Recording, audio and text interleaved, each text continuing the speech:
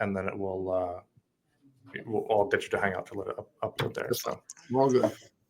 All right, so we are recording. Welcome back to another episode of Marketing Without Rules, the show where we celebrate people who exemplify the hunter mindset. They make moves, they color outside the lines, and they have creative ways to channel the attention of their community into currency.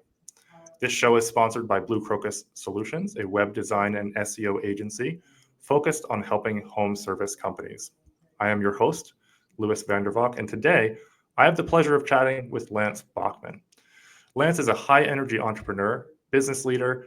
He's renowned for his build it to sell it philosophy. He has founded, scaled, and successfully sold multiple businesses across a bunch of industries, including roofing, HVAC, digital marketing, with ventures generating over 100 million annually. I believe we're about to chat about another one that you just sold there too, so I'm excited about that. Yep. He's a pioneer in business growth and innovation, and Lance is a sought-after speaker, best-selling author, and the visionary behind LB Capital, where he partners with businesses to maximize their value and prepare them for profitable exits. His hands-on approach and bold leadership have made him a transformative force in the home service industry. Lance, welcome to the show. Really excited to chat. Nice to meet you, Lewis. Nice chatting with you. FYI, people, you don't know Lewis. He's from Canada. He's going to be the 51st state of America soon. Don't worry. Hey, I always say when the topic comes up, I was born in New Hampshire, so I'm a dual citizen, so I'm kind of straddling the line anyway. No doubt. So I started a little icebreaker there. People are throwing eggs right now. Why got a lot of that up here in Canada. Why this guy on? I'm joking. I don't do politics. I don't even vote. But we were just getting into some good stuff, and we may as well just dive right into it. You have sold a bunch of companies, and you were just getting into telling me about a company that you just finished signing over, and you were just about to roll into something. And we were like, "Hey, hold up, let's get it on air here." Well, we're talking about marketing, right? And about every company's a marketing company. I just said I just sold a company on Friday. We were funded. And I never sold a roof, never been on a roof. I never fixed a roof, but it's my now second roofing company. I sold to private equity. And, companies don't realize, and this is what I'm going to equate it to, is marketing, right? Everything's marketing. And Lewis, you look young. Are you married, Lewis? I am, yeah. Wife and 4 kids. I got 4 kids too. Congratulations. You're miserable like me. No, I'm joking. So were you ever single? Yes, I was. Some people weren't. I mean, people met their high school. So they were just born married already. Did you ever hear these apps called like Tinder and Grindr and Bumble and these new apps that all came out? Heard of them. Was lucky enough not to have to resort to that. Okay, so I'm going to tell you this. Just ask one of your friends for their phone, because I got young kids that work around here, and they show me their profiles. They show me what goes on. They show me it's pure marketing. These people are selling themselves on these apps. So if you got a human being that's selling themselves, they're wearing bikinis, guys are wearing no shirts, they got their cars, their apartments. Some guys are with their cats, probably not even their cat, right? It's probably not even their cat, the best part. But business owners don't think they got a market, and people are just going to show up. But yet, the dating pool, which should be free, Lewis, back when I'm 50 years old, the dating pool was free. You just walked up to someone, how you doing? Would you like to go out, get a drink? They looked beautiful. You walked up, right? But now, just go to these profiles. These people got better profiles than their businesses do. Think about that. That's crazy. That's a really interesting analogy. Yeah. Why do you think that is? Like, to step back and be philosophical for a bit, why do you think business owners just assume that as soon as they, sign the LLC, everybody's just going to come knocking down their doors, and then 2 years in, they're trying to scrape by, their credit cards are bouncing, and they're complaining that their marketing agency isn't working? Well, first of all, I never blame a marketing agency. Listen, there's some shitbag marketing agencies out there. 90% of them are turds. There's a good 10% out there. That's the reality. And this comes, for those listening, this comes from someone who built and sold a very large marketing agency. I had one of the largest agencies. Lance, I had one of the largest agencies in the country. I sold to a private equity firm. They're still standing, still strong. I think that really shows you what kind of company you built, what it does without the person that started it. I could talk to you about why I left, but that's a whole nother thing. But, the reason I say that, the majority of people think they got a laptop and a camera that they're a marketing person, or they, people like, I got my Google Analytics certificate or my AdWords. I'm like, what the? It's like going to college for a degree in law and you say you're a lawyer, but you never tried a case. Well, I don't want that person. Or a doctor just graduated. He says, I'm a doctor, but he never did heart surgery. I don't want that doctor either. right? I had someone compare digital marketing agencies to realtors. Anybody can go and get a real estate license, and I was like, man, isn't that the truth? There's 1% of realtors that actually move houses. I just saw a stat last year. If you take a look at it, I think it was less than that actually made money. Wow. I think they were saying pointed by state by what percentage, and almost every state was under 1% of realtors actually had a transaction last year. Isn't that wild? That's digital marketing agencies. They've got one client, and they're like, "Oh, I'm amazing," and anybody can make reels from their basement. Stephen Elmer's glue with the grandma. But I always say that because that's what people think. But why I don't think business owners do the right thing once they sign the LLC. I think they think it's easy. I think your generation, Lewis, you look young. You're probably about 35. 32. Just turned 32 on Friday. Happy birthday. I think your generation has watched too much TikToks and these reels, right? What people don't see is I sold a company. I brought home mid 8 figures on Friday afternoon, deposited in my account while I was wrestling, coaching. And Wildwood didn't even know it hit my account. My sister had to keep texting me, check the account. It's in there. She finally went in because I didn't answer because I was coaching and sent me a screenshot of it. It's like, the money's in your account, right? At 5 o'clock, I had to call a few of my partners, say, check your accounts because I was coaching. This morning, as you can see, I'm back in my office working. The majority of people don't want to put the work in. They think people are going to build their company for them. They think owning a company is being on social media, talking. They think taking a picture in front of a cool sports car. Listen, if you're going to build a business, you got to start from the bottom. You got to ask everyone to trust you and let them do business with you, and then fulfill your 5-star pledge. And then it spirals and it spirals and it spirals. And what happens is it gets addicting because you're winning, and the money becomes irrelevant because people are willing to pay you when you provide value. When you bring value, people will pay you. And I think a lot of people don't bring value. I don't think a lot of people want to work. I'm just being honest with you, Lewis. That's what I see. No, I think you're absolutely right. Like I said before we got on here, I'm gonna take this conversation where my curiosity travels. What you mentioned, you're back in the office, you're working, you're making it happen. Up at 4 o'clock this morning, check my social media. What o'clock? 4 o'clock this morning, I was out of bed working already. Got out of bed at 3:50 this morning. Is that a typical morning for you? Yeah, I'm up normally by 4 o'clock every day. Try and do some work for about an hour and a half. I try and work out. I hurt my hip a little bit. A gentleman came in from Florida to see me, which is even more comical. He comes up, flies up, sees me. He steams baths with me, ice bath with me, spends a day in the office just to see what a life here is. He's an entrepreneur. I'm sure he wants to elevate, get better, and bring value. But so many people reach out to me and they're like, "Oh man, I'm going to come and just spend a day with you." And I open my door to everyone. But I'm like, you just got to mirror my day. I can't just not work because you're here, right? And I would say 1 out of 100 that bullshit and say, "Yeah, I'm going to show up." Yeah. So I really when people come in, say they're coming in, my assistant deals with them. If you show up, you're there. I'm there. Yeah. Interesting. Hey, so what right, Reagan? 100%, brother. He's right here. You want to see him? Right, say hi. Let's go. Yeah, so he came up from Florida. Never met him before, so he wanted to meet me. Love it. Man of his word. He said, fly up here. He goes, put your money where your mouth is. Come up here on your own dime. And I did. And not only did I ice bath with him, sauna bath with him, going through his business all day, showing me the right things, the ropes, all that stuff. I'm an entrepreneur myself, but you could always learn from others. And this is a guy you want to learn from.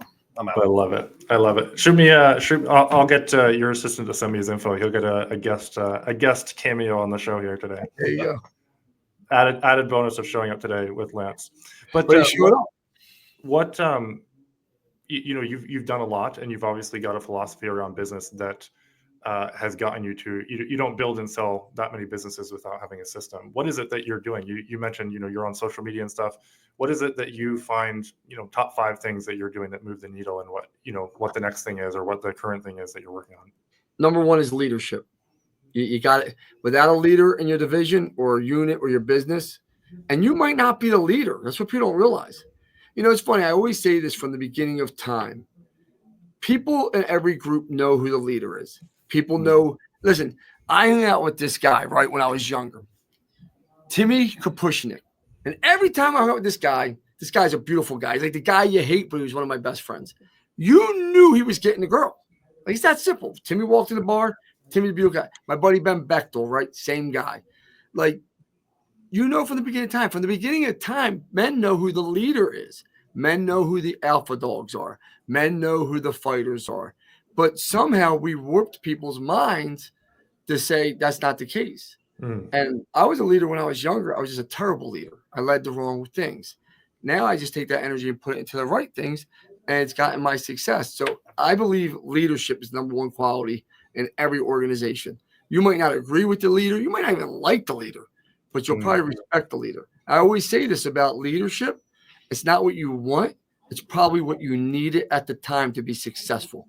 And there's a big difference between what you want and what you need. Leadership, number one, sales. You're a sales organization. When you understand you're a sales organization, Google's a sales organization. People say they're a technology company. I start laughing. I'm like, they're a sales organization that sells advertising. Yeah. People think CNN and Fox News and MSN's the news. They're a sales organization. They're selling you freaking advertising, people. Look at their ads. That's who supports the bullshit they're selling you. Because none of that news is real. None of it. There's not an ounce of truth on any of their stations. They're just a marketing company to get eyeballs. So you're a sales organization, leadership. I believe that you need, no matter what, to do marketing. Marketing is huge. I spend 10% at least in every one of my companies on marketing. Yep. And my companies throttle up, right? And they go like this. And people come in, they're like, how the hell do you grow? How do you grow? I'm like, because I spend 10% of my budget, not what I did, 10% of my budget. If I miss my budget, that's on me. Because I know if I spend 10% of my budget, I should have enough leads. If I close at a certain close rate and have an average sale, I should meet my budget, right? So you got leadership, you got sales, you got marketing. Number 4, you need a system. For me, or whatever you want to call it, CRM, right? Yeah. It's Service Titan. I use Service Titan for all my home service businesses. I have a relationship with Service Titan. People say, Lance, you love Service Titan. Without Service Titan, I don't believe I could have built and done what I've done. So I'm very loyal to them. And they don't pay me to say this shit. I don't think a nickel. It's just that simple. And number 5, you got to have processes in place. If you aren't doing, and really I'll give you number 6. And probably the biggest one to change your mindset, change the people that are in the room with you. And I look at my old life of all my friends. They want to talk about what football players playing, what show they're watching, where they're drinking, what place they're going to on Friday night. All my new friends, they're talking about where they're investing money for their kids, what homes they're buying, what kind of properties they're buying for investments, what they're doing in business, P&Ls, marketing, how they're having hiring problems, money things. So, like, if you change the room you're in, change your mindset, and you're just going to skyrocket. That's huge. My biggest things to scale your business that I live by. I'm going to go back through some of those with some notes that I was making as you were chatting. We'll start with the change in the room. When someone, my perspective is, it's easy enough for me to find someone ahead of me where I am in business. Talking to people like you, talking to mentors, etc. How does someone like you, when you get to where you are, find people that are still pulling you forward? There's people above me. There's people doing better than me I hang out with and talk to. And it's not just about the W-2, not the W-2. It's not just about your tax return, right? The tax return is great. I do believe your tax returns is you're winning or losing. I do believe that, right? In the tax return category, I'll say, right? Sure. In the game of life, you might not be, because money will never make you happy. And I'm just going to explain that to you. Money gives you good distinction. Yeah. And it doesn't make you happy. What makes me happy is being with my family, being with my kids, being with my wife. Money just gives us the option to do the things we want. So if I'm going to go to work still, and I said this to Reagan today, if I'm going to go to work still, I'm going to win. I don't need to work. I'm going to win. There's people out there doing it better than me. I'm a constant student. I'm constantly learning, constantly trying to learn from them and elevate my game. So I do not think I'm at the top of the heap at all. I actually think the opposite, Lewis. I think I'm just starting. I really believe that. I'm 51 years old tomorrow, and I feel like I'm just starting on the most incredible journey of my life. I'm hungrier than ever, and we're going to change the roofing space, and we're going to make it an incredible place for everyone. We're going to educate people. We're going to make a lot of millionaires in that space and really help people elevate their game. Would you say, looking back on your past 40 years of life, would you have said that like every year you would probably have said that same thing? Like you feel like you're just starting, right? And you're super excited. No, No, no, interesting. no. When I was a teenager, I was a dipshit, probably not happy at all. When I was in my 20s, I was drunk probably 90% of the time, not doing the right things. Listen, people can sit there and lie. You know, it's funny. People act like, oh my God, I knew I was going to be here one day. I knew I was going to be here one day. I knew this. I was going to be a multimillionaire. I was going to be in jail for life. Those were my two options. I was going to be in jail for life. Or I was going to be a multimillionaire, right? Just that simple, right? Yeah. And one day I decided I'm going to take all my energy and just put it into this. And I just started getting success. But every time, you know, Lewis, it's funny, people don't realize is I hit a goal. My first goal was to hit $100,000. Mm-hmm. I wasn't happy. Then it was going to hit 200,000. I didn't have this sense of happiness about me. Then I made $500,000. I didn't have this sense of happiness about me. Then I hit $1 million. Didn't have it. So like, and then it was, I became a multimillionaire. Then you're worth more and more and more, and it just keeps growing. But it didn't change my happiness. Like I'm not, you know, it's just, cool. I've never been satisfied. I was like, okay, I did this now. I literally got up every day and I've gone back to work and I keep building. And you know, I don't know if that's a me problem or I don't know, but you know, so I'm just letting people know if you think that you're going to go get 10, 15, 20, 30 million in the bank and you're going to be happy or 100 million, you're probably not going to be. You got to find happiness elsewhere. Yeah. Yeah. It's a multiplier again. You know, we were talking about marketing agencies being a multiplier. Money is just a multiplier for whatever's there to start with. Processes, system, sales, leadership. I want to bounce back to leadership. Yep. I took a nugget from what you said there, and I'd love for you to expand on this. You said leadership is number one, extremely important. Well, then you came to say, you know, people in the room are important, but let's take leadership being the number one. Mm-hmm. But you said you don't have to be the leader. You could have other people. Now, would you say that you've been the leader in the businesses that you've grown and sold, or at some point you probably had? No, interesting. Okay. No, I'm very fortunate. This is what I'm good at, right? I'm the leader among my team. I put the right leaders in place that are way better than me. So like Bill Rizzel's a better CEO than me. Way better. I'm not even half the CEO he is. I'm okay with that. Joe Lynn's a way better CFO than me. I'm not even close to her. Kelly, operations. I'm blessed. Mike Shelley said, these people, you know, I said to someone yesterday, they said, man, Lance, you work all the time. I said, I don't work all the time. And I said, what? I said, you work all the time. Joe Lynn works all the time. Bill does. They've given their life. They've sacrificed so much for, and, you know, I compensate them well. They get a piece of every deal I have. You know, but I'm blessed, Lewis. I have the best people around me. I would love to sit here and say it's me. I just have the honor of people thinking it's me. And that's really the truth, Lewis. I have great people around me that make me look good. That's cool. That's cool. That's interesting. At some point, you would have had to have attracted those people, though. Leadership is something that I'm really realizing is something I really need to lead into to get to the next level for our team. And so that's why it jumped out at me about you don't necessarily have to be the leader. What you just said is right. I attract talent. And set the vision, and then they take it and run with it. I'm loyal. Listen, a lot of my employees will tell you they work with me every day, right? Because they don't work for me. They work with me every day. They'll tell you they fucking hate me half the time. I have a standards up here. And like some people are like, oh, well, you got to be polished. Now I'm very direct. Boom. This is it. We're moving forward. And I tell people, if you don't like it, there's the door. Like, we're here to win. Yeah. We're here to win. But I don't run any of my organizations. I'm not involved with my partners.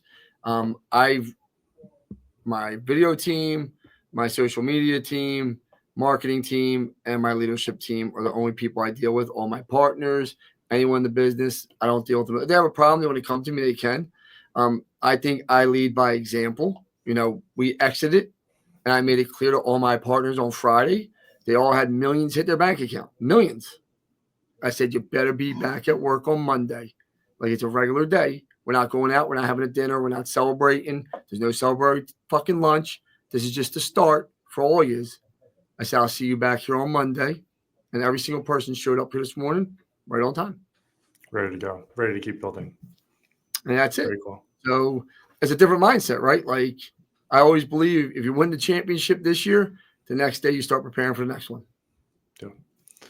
Let's I love that. Appreciate you laying that foundation. So let's switch to marketing. And I think it's become very obvious for anybody listening. You're a hunter. You thrive on the game. You mentioned that family and whatnot is what drives you, not the money. But I think there's probably some validity in the fact that you just enjoy the game. Would you say that's true? Well, I love the game, but this is the thing, right? Once you have, and I truly believe this, once you pass your net worth of 20, 30, 40 million, which I way surpassed that, right? Yep. Once you're past that, like, do you think, Lewis, you can live the rest of your life off of $30, $40 million? You probably get by. Yeah. You probably get by with a pretty good life. Yeah. You could get by with that, Lewis, then, right? So you don't show up every day to keep playing if you don't enjoy it. Because I'm not saying it's not stressful. I'm not saying it's not hard at times. People think it's easy because they watch social media. But yes, I enjoy it. I want to win. It's my way of competing. I can't compete no more. So this is my way of competing. And we're changing a lot of people's lives along the way. We're on a mission. So, yeah, I mean, truthfully, yeah, I do love the game. I enjoy it. And I'll work till the day I die, which I'm fine with. Amazing. My wife knows it, and she's cool with it. So, yes. Amazing. So hunter versus gatherer mindset. I talk about that a lot on the podcast. There's hunters. They're up at 4:00. They're working out. They're setting the standard for their day, which then trickles down to the standard for everybody else's day. So speaking of hunting, talk about roofing. And if you were starting a business from scratch, Yep. I know you've said, I'm here to change the game, but let's get granular on one business. So what are you doing to absolutely dominate a market with a roofing company? If you could just kind of run through the steps, and I'll chime in here with questions. Is this a roofing company by scratch, or are we doing $1 million? We're doing $5 million. Give me the parameters, because it's going to change. There's levels to business, so I want to make sure I'm giving people where I would start. Let's take it from $500,000 to $4 million a year. Boom. You could do that. That's too short. That's just too easy of a goal, right? But let's just say we go from $500,000 to $10 million, right? Okay. That's realistic, right? That's a real goal. That's what we should be able to achieve. First thing I'm doing is my GMB. I'm going out there. I'm getting 5-star reviews from every single person. I'm uploading pictures every single day to it, uploading content to my GMB. My website's connecting right with it. I'm going to make sure all my schema is in place.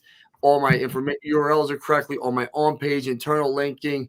I'm going to run it through SEMrush, Ahrefs, make sure I try and get up there the best I can. Let it go, start adding content, building links. I would go get Bright Local. I'd go get what's the one service that we use to give you the main backlinks that you just do for like $20 a month. SEMrush has the service. They white label one of them, but whatever. Yep. Then you get Bright Local. I'd have some kid over in India, wherever, building me citations, local citations to own my area real fast. Then I'd start remarketing as it costs you nothing just to build my brand. I'd have my cars wrapped. I would pay for my vehicle wraps, my van wraps. I'd have yard signs. I'd have a swag bag that cost maybe $25, $30 to walk through every single home, separate me. I'd have a service titan immediately. Service titan say, you're too small, you're $500,000. I say, treat me like I'm 10 because I'm going to be there. I'm willing to pay it. Right now, I walk in, I have an in-home presentation. I'm ready to go. Sign on that line. I'd have financing immediately. I have a collared shirt every single day, and my business would just start thriving. I'd be asking on every single job that I'm doing. I'm walking and knocking the doors of the 20 neighbors, handing them my business card. I'm Lance Bachman. I'm with Munn's Roofing. We just did Lewis's house. He had a 5-star experience with us. It would cost me nothing. Cost you nothing if you'd like me to give you a free roof inspection while I'm out here right now. Before your roof causes major damage, you like that free inspection, Lewis? 100%. Like, that would be the energy I'd bring every day for a year to 2 years and watch that business skyrocket. Amazing. How was that? That was good. That was awesome. That was a very succinct marketing plan. But everything in there is legit. I've seen it work for multiple businesses. Once I got to 3-4 million, I'd bring a small little agency in that I could trust and say, help me do this, because I can't do the marketing on myself. Because listen, when you're under $1 million, it's hard to hire an agency. You just don't have the budget, right? But once you break that threshold, you got to bring in the experts and let them do it. We use marketing agencies here. Do you think I know marketing, Lewis? I was going to ask you that. I was going to lead to that as we were going to talk about One SEO.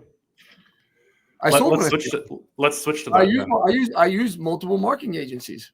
Multiple. Yeah. I do because I don't want to. I understand the data. I don't want my team being bogged down. We have a marketing department here. They work on it, but we have what do we use, Kyrus? 2 or 3 different agencies? Yes. 3? Yeah, about 2 or 3. Yeah. 2 or 3. No, about. Very cool. Very cool. So let's get into the marketing stuff because you did start a digital marketing agency, so you obviously know your way around that world. Yep. And know what to inspect of what you expect.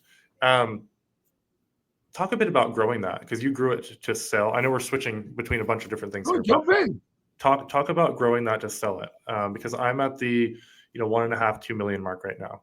I'm still very involved. SEO. I love SEO, but I also need to. This is where leadership comes in to make sure I'm training my leaders so that they can continue training. I think I'll always enjoy the game of SEO, but as you're building that, well, I guess I'll ask that question first. How much of the marketing did you know, or did you start the agency and have operators and practitioners right away?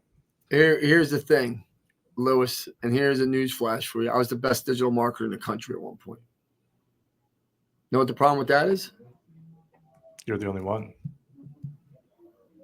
And I literally, when I started my company, that's how I made my name, is on the SEO side. I could tell you every backlink, what it's worth to you, what it's going to do, how the anchor you fucking give me a backlink, I'll tell you every link, everywhere that link has ever been. Right? When they were banning people, I was the guy getting you out of Penguin, getting you all the link removals. I started that. Like, you name it, you see I clearly know it. Yep. Right? The problem with that is I knew it, and it wasn't scalable. And what happened was, I'll be very transparent with you, is I was in love with my company. My company became me. I was Mr. One SEO on the billboards. I'd walk in the room. That's Lance Bachman. Then when I walked to speak, that's Lance Bachman. That was great, but I wasn't making real money. I was making money. I was making $500,000 a year, $400,000 a year. See, I mean, it's good money, but it's not real money, right? Yeah. So then I went to vertical track. I heard Tommy Mello speak. I met a guy, Travis. Like, it changed my whole life. I saw what real money was. I said, why not me? Whoop. And that agency was gone. And I came back and I said, we're going to sell this agency. We ran, we got the EBITDA up, and we sold the business. And how long from making that decision, like kind of having your eyes open to selling it? How long was that? 18 months, 2 years. We were already had close to 100 employees at that time. So we were a big agency, but I used it as a lifestyle business. Full transparency. So when you say the business was you and you had 100 employees, obviously there was some knowledge that was still in the employees. Oh, without a doubt, because at that time, once again, I was smart. I brought a CEO in CJ, she worked her way all the way up from being a project manager with me, starting out, and she did every job. She did social media. There's not a job she doesn't know in that building. So I made her the CEO probably 3 years before I sold it because I didn't want to be CEO anymore, a CEO. And she did a better job than I did. Yeah, very cool. How do you go about, this is a question that's motivated from my own, situation, if you will, but also I think this is important for any business owner because the business owner knows their business the best. They know, what they do the best, whether it's, dropping off dumpsters, whether it's doing the roofs. Typically that's how people start as technicians. I'm going to correct you with that. Sure. I'm here for it. Business owners think they know their business. That's true. That's the problem. Yeah. See, I don't know my business is the best. The people I put in place do. That's cool. Yeah. Good reframe. Like, I'm just being honest with you, Lewis. Everyone thinks that their way is the only way. I used to. What happens when you become 50 and an old man, Lewis, like me? You get humbled. And you're like, I don't have to be the best at everything. I just got to find the people that are. Yeah. So how did you go through? So let's go back to when you thought you were the best, let's say. How are you continually training the team? And how did you install? And I think this goes for every business, roofing company, HVAC, SEO company, whatever.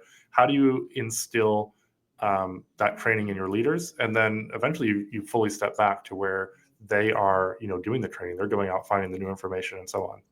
So like, I always believe I've never brought a leader in from the outside. Every time I tried, it's failed. Every time I tried throughout any of my organizations, if I try to bring a leader in from outside, it fails.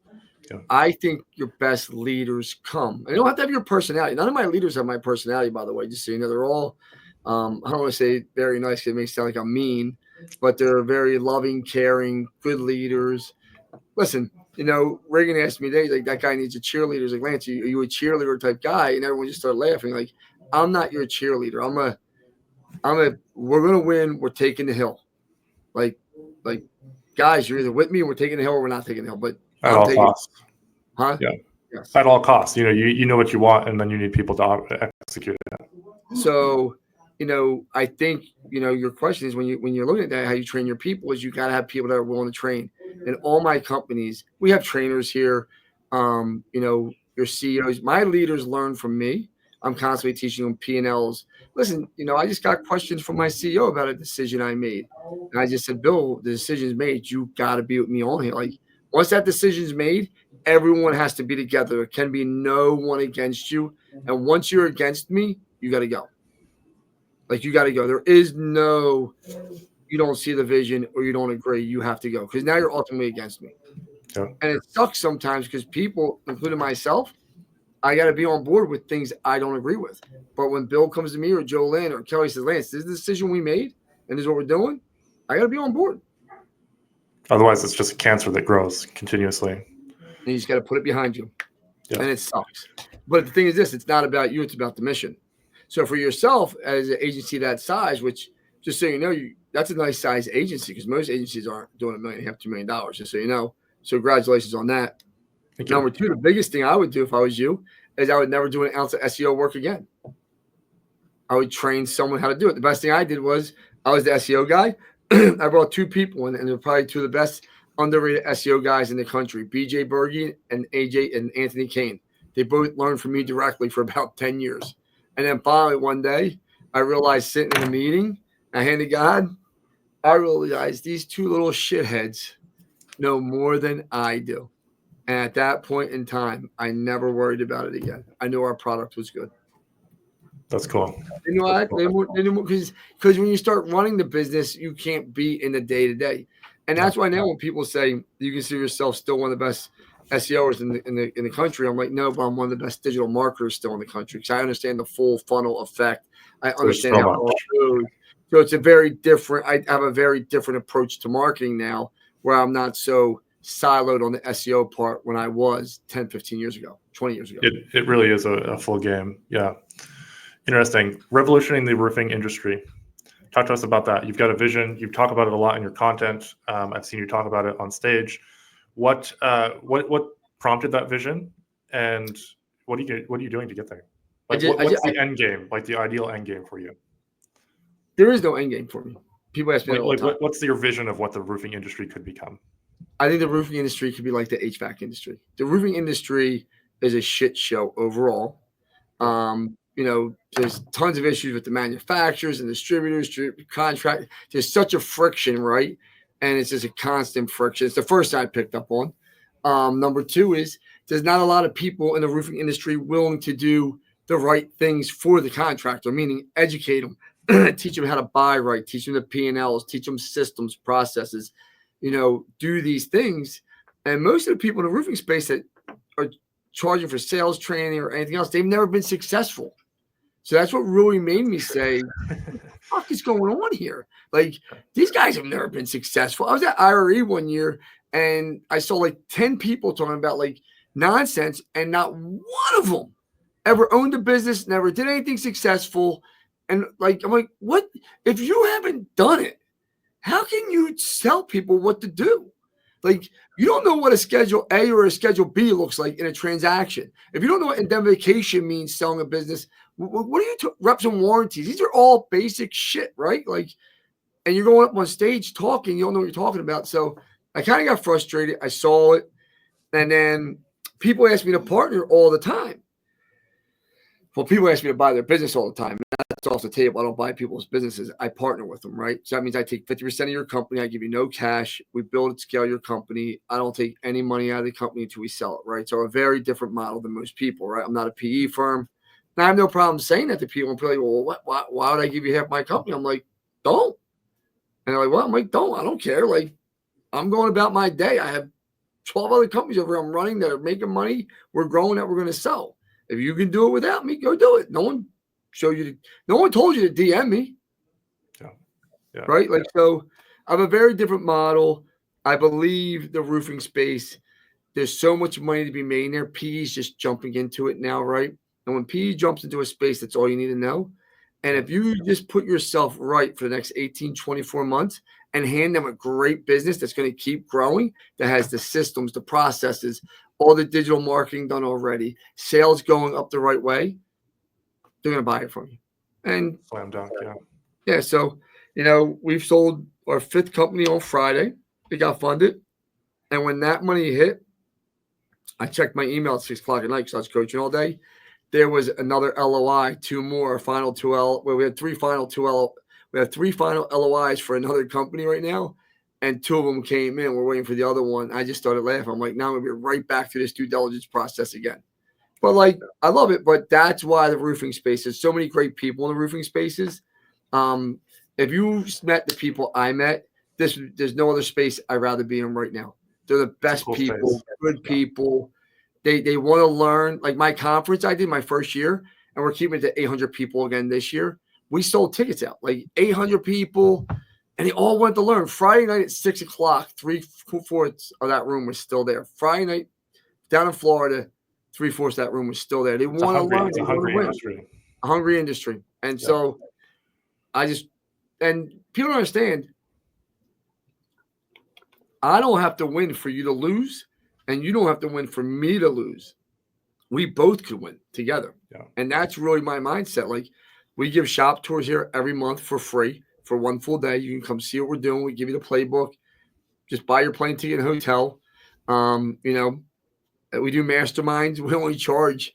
It's minimal for 2 full days of learning. So I don't know. I feel like if I keep giving back, God's going to keep rewarding me. And I've had a blessed life. Like, Regan showed up this morning, like, man, like, this is like fantasy land here. I'm like, it is. My kids don't even understand what reality is. Yeah. Yeah. That's amazing. P&Ls. I've seen you ranting about them. Yep. Interesting thing to really bring out, because most people, business owners, have no idea what that is. Why do you think it's so important? Obviously, you're in that space because you're, if you're selling and you don't know your P&L or it's not in order, there's, you're not going to get very far. But talk a bit about the importance. Like, if you could give a nugget or 2 or 3 on why it's so important for business owners to know their P&L. Sure. Well, it doesn't matter what you think your business is doing. It matters what you know your business is doing. And that's what people don't realize. People rely on their gut in business all the time, which is great. Your gut's right a lot of times, but it's wrong also, right? But the P&L just tells you pure numbers and cents. Am I making money? Am I not? Am I charging enough? Number one, right? So that means I buy a certain product at a certain price. I got to resell it at a certain price. If I want my gross profit to be somewhere 50, 55%, 45%, whatever you want your gross profit to be, well, I got to know what I'm buying my product at, what my labor cost is. If I have commissions, I want to put that in there. If I have financing fees, I want to put that in there, right? They give me my true gross profit, right? Materials also obviously clear in there, dumpsters, things like that, right? Then all my fixed stuff is below it, right? So I need to know, if I want to grow my business, what is my fixed amount of revenue I got to bring in a month just to break even before I even start making money. Then once I start selling the product, what I got to charge to be there to make net 20%, or 30% or 15%, whatever your net wants to be. I believe the P&L is the only thing that matters in business. That's the only thing. Numbers don't lie. People lie about numbers. Everybody wants to get caught up in it. All the other bullshit. I know I can do this. I know I can do that. Listen, this is the P&L. It's not right. It's, the numbers are negative. You can't run a negative business. You can't build a negative business. We have to be positive. So how do we get there? Yeah, it's huge. It's huge. It's revenue's vanity and profit is sanity. And everybody wants to talk about the revenue. Granted, I'm talking about revenue when I mentioned the 1.5 to 2, right? So it could be anything. Anybody can say that, right? So and PE firms don't buy off of revenue; they buy off of EBITDA. That's all that matters. Are they going to make money or are they not? Correct. Yeah. So speaking of selling, you've got your plug and play playbook that you implement for businesses and have trained people on, and obviously use yourself and have done so successfully. What is that, and how could someone start that process? Obviously, you've got your process to inject into someone's business, but talk a bit about that for someone, because I think this applies to every industry. So I have the playbook. You can get it at lancebachman.com. Just download it. It's free, right? I just give it to everyone. Like, that's the abundance mindset. To be my partner is a difficult process, truthfully, because I get inundated, Lewis. Who I get DM'd. How many DMs do I get a day, Kyle, should you say? Too many, a lot. Too many, a lot. Plus people texting me, Yeah. et cetera. So email me. So we hired a woman who helped the growth of Zoom Drain. She took them from about 15 to 60, and now she deals with it all, and she does all the vetting, everything, because I'm looking for the right partners. I'm looking for the hungry dog. I'm looking for the people that want to. I call it the 3 S's, Lewis. I want to sacrifice. I'm going to suffer. I'm going to get success. Like, dude, that's the motto for anything in life. You're playing sports, sacrifice, suffer, success. Business, sacrifice, suffer, success. You want a good family, sacrifice, suffer, success. Like, that's the key to life. And that's the partners I'm looking for. So our process has changed. It's been readjusted. Before, I used to try and go out of my way and talk to everyone. Now I'm like, I just don't have the time. I can't. And it's not personal. Is what it is. But I know if you don't have grit and you haven't had challenges and you're not hungry, you'll never make it as my partner. Yeah, because that's life, real life. Moving fast and making moves. You got to be able to take it. Amazing. This has been really fun. Let's wrap up with brand. You have done an excellent job at branding. Talk about that process. I think it takes us right back to the beginning where we're talking about business owners don't want to do that. So let's get granular here a bit with some nuggets for people. Well, think about it. You said my brand. I've done a great job at branding. Think about what my brand was, right? #1 digital marketer in the country at one point. Then it was the #1 digital marketing agency. Now people think I'm in the home industry. People think I'm a home service guru, right? And I can't help but laugh. Guess how long I've been in home services, Lewis? Guess how long? I don't actually know. 4 or 5 years? Less 4 years. Okay. 4 years. And I sold 4 companies in home services already for over $100 million. That's crazy. Think about that, right? You got more guru status than most of the people that have been in guru for 20 years. But I don't even act it. And I don't even consider myself a home service guy. I consider myself just a guy that understands brand, marketing, sales. Like, all I did is went to Dave Geiger's shop, Horizon. Took his shit. Thank you, Dave. Implemented. Tommy Mello. Thank you. Implemented it. Tom Howard. Thank you. Just as I go from shop to shop, whatever I saw was good, I just came and implemented it, right? It's not that hard. But my brand, if you look about it, what it was years ago, party guy, life of the party, yada, yada, yada. Now I hope my brand would be a family man, a guy that understands businesses, that partners with people. And my brand has grown, and some people hate on my brand and talk shit. You want to go to the circus? Read the comment section on social media. So I never do. I never look at the comments. I could care less. I walk into rooms and people are like, "You're Lance Bachman." We're at the Eagles games. People walk up to me now. I'll be in the airport. People walk up. But you do business. Why your brand is so important, to get you there, Lewis. And the reason why your brand is so important, people do business with people they like and trust. Yep. So if you have a good brand, people will do business with you. And if you have a bad brand, people won't. Yeah. So people that want to do business with LB Capital, they know my brand is good and solid. Nobody can argue with that. This guy has sold 5 companies now. I'm selling my 6th right now, right? It's all documented. It's not like, oh my God, this guy's a bullshit artist. What's the name of his company? He's like, I had the PE guys on my podcast. These guys have been around. Like, you see that, you can see the agreements, right? Like, so I don't worry about that. So it's like the credibility part's off the table. So if the brand's good, it's, do I like Lance Bachman? And if I do, he's the guy I do business with. That's what you got to think as a business owner. If your brand is strong and you're a local chiropractor and people like you, you're going to be the #1 chiropractor. The HVAC, same thing. Plumbing, doctors, all these people. If your brand is strong and people like you, the problem is most people, once their brand gets strong, they become arrogant and rude and ignorant instead of staying humble and being nice. Yeah. Like, and my thing is this. I say it all the time. It costs me $0 to be nice. Yeah, 100%. Here's a true story. I was just at a wrestling tournament, and I'll let you wrap this up. And this is how brains are. this wrestling tournament down the shore was probably the number one brand for a long time for wrestling tournaments. And it's been going down year after year. And old white guys own it. I hate to use that analogy because I'm not a left-wing nut, but like it's just, I'm an old white guy, right? I'm 50 years old, right? But these guys are in their 60s, I believe, right? And they're so rude to people, so rude. Like they're ignorant. And they say things like, don't come back then. And for no reason. And yesterday I watched this guy yell at 4 or 5 parents, screaming, yelling, being obnoxious, who owns it. And I'm like, dude, like your brand's already going down. They feel like their numbers are going up because they're getting now novice wrestlers into this tournament. Well, all the elite people are going elsewhere. And I'm like, well, eventually, if the elite people left, you were the elite choice for years, and they don't want you, well, the novice people, you treat them the same way. They're not going to come back either. Yeah. Yeah. And like that's where most people become rude once they have a good brand, instead of saying, what got me there? Be nice, be humble. Because I know this.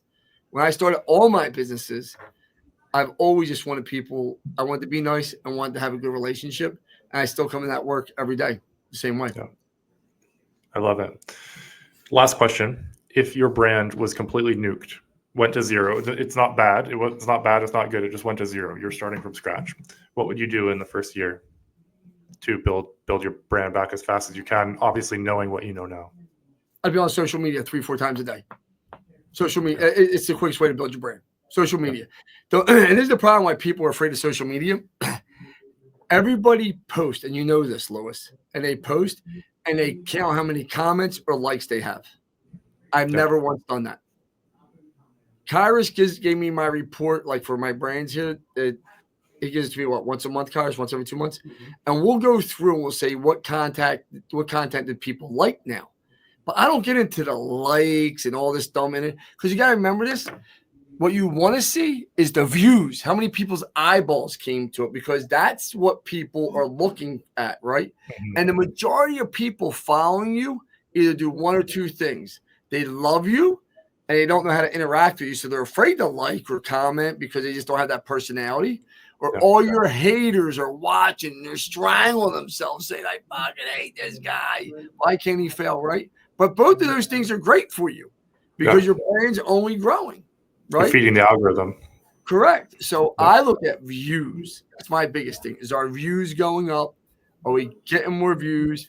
And then we do talk about followers, because you're going to lose some followers. There's so many bots out there trying to jump on you. So we constantly take the bot traffic out. Like we're constantly trying to unlink our followers, because Instagram lets you do it now. YouTube's starting to do it, right? Like we're constantly scrubbing that. But I never look.